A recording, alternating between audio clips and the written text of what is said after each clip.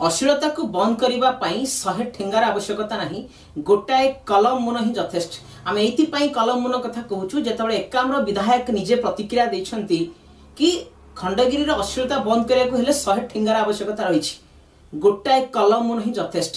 विधायक हिसाब रे निजर माटी पाई निजर संस्कृति पाई जो कथा कहते ताको आमे सम्मान दे पारू, किंतु जड़े विधायक होती संविधानिक विधि व्यवस्था को लेकिन एवं जो कलम मुनर शक्ति अधिक 100 टंकार आवश्यकता कौन पड़ा।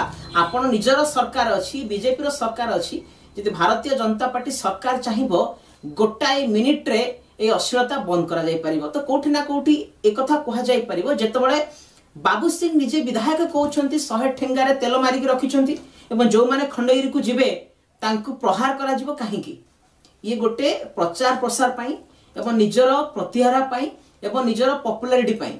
जदि वास्तविक जदि जने चाहूची अश्लीलता को बंद करबा पाई सेति 100 ठेंगार आवश्यकता नहीं, बारंबार कहूचु गोटाए कलम मुन ही यथेष्ट। एक कथा जदि भारतीय जनता पार्टी सरकार करिवो तो कोठी ना कोठी जो चर्चा होची जो आलोचना होची बहुत जगह समाजसेवी मैंने जाकि प्रोटेस्ट करूछंती एवं खंडगिरी को निशा महाराणा साहू पाहुच रानी प्रियदर्शिनी एवं अनेक लोक अच्छे से विरोध करा जाउछि, कथारे विरोध करूछंती एवं कामेरे आज पर्यंत केही विरोध करनाहंती।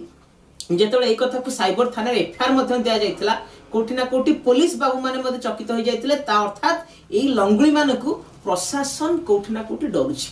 जदि प्रशासन तरफरु दृढ़ कार्यानुष्ठान निया जिवो ताहले संपूर्ण भाव में सबुदिन पाई सदा सर्वदा अश्लीलता पूरा बैन कर। 2-3 जन लंगुली को आगे हार मानी बीजेपी।